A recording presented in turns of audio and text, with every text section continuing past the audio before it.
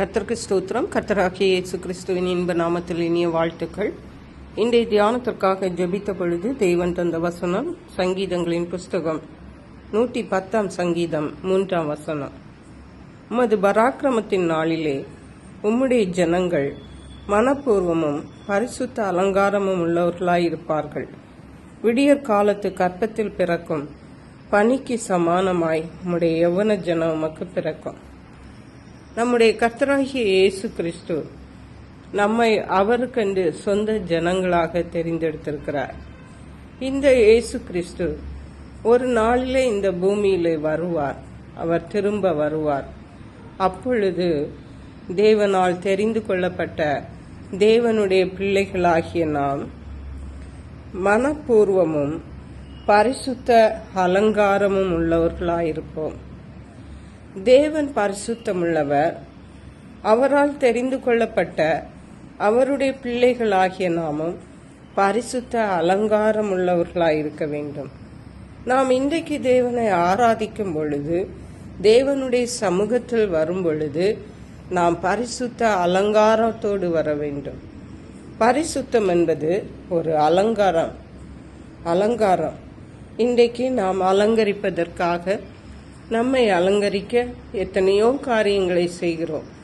ஆனால் தேவனுக்கு முன்பாக நாம் வரும் பொழுது நம்மை பரிசுத்தத்தினால் தான் நாம் அலங்கரிக்க வேண்டும். விடியற் காலத்து கற்பத்தில் பிறக்கும் பனிக்கு சமானமாய் உம்முடைய யௌவன ஜனம் உமக்கு பிறக்கும். பாருங்கள், விடியற் காலத்தில் உள்ள பனி எவ்வளவு அழகாக, நேர்மையாக, சுத்தமாக, பரிசுத்தமாக இருக்கும். அந்த பனியை போல உம்முடைய யௌவன ஜனம் உமக்கு பிறக்கும். கர்த்தருடைய பராக்கிரமத்தின் நாளிலே, கர்த்தருடைய இயேசு கிறிஸ்துவனுடைய 2ஆம் வருகையிலே தேவனுடைய பிள்ளைகளாகிய நாம் பரிசுத்த அலங்காரத்தோடு இருக்கும் பொழுது அவருக்கு யௌவன ஜனமாயிருப்போம். அல்லேலூயா. அருமையான கர்த்தருடைய பிள்ளைகளே, இன்றைக்கு நாம் நம்முடைய கிறிஸ்தவ வாழ்க்கையை பற்றி நாம் என்ன சிந்திக்கிறோம்? அது ஒரு சாதாரணமான ஒரு வாழ்க்கை இல்லை, மிக மிக பெரிதான அர்த்தமுள்ள வாழ்க்கை. அது இம்மைக்குரிய வாழ்க்கையோடு முடிந்து போவதில்லை. இம்மைக்குரிய வாழ்க்கைக்கு பிறகுதான் அதன் மகிமை துவங்குகிறது.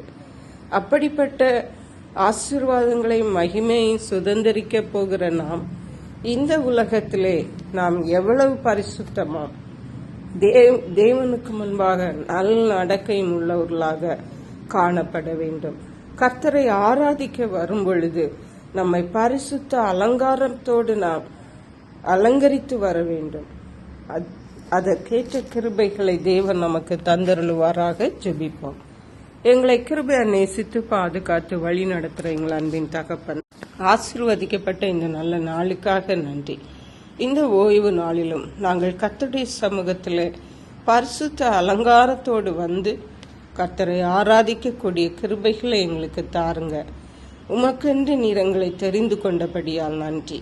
உம்முடைய பராக்கிரமத்தின் நாளிலே நாங்கள் பரிசுத்த அலங்காரத்தோடு உம்மை பார்க்கவும் உம்முடைய யௌவன ஜனமாய் இருக்கவும் எங்களுக்கு உதவி செய்யுங்கப்பா. நன்றி பரிசுத்த ஆவியானவரே. துதி கன மகிமை உமக்கை செலுத்துகிறோம். இயேசு கிறிஸ்துவின் இன்ப நாமத்தில் ஜெபிக்கிறோம் எங்கள் அன்புள்ள பரமபிதாவே, ஆமென். இயேசு கிறிஸ்துவின் சுவிசேஷம் ஒவ்வொருவரையும் சென்றடையும்படியாக இந்த செய்தியை உங்கள் நண்பர்களுக்கு அனுப்பி வைக்குமாறு தாழ்மையுடன் கேட்டுக்கொள்ளுகிறேன். கர்த்தர் தாமே உங்கள் அனைவரையும் அபரிதமாய் ஆசீர்வதிப்பாராக.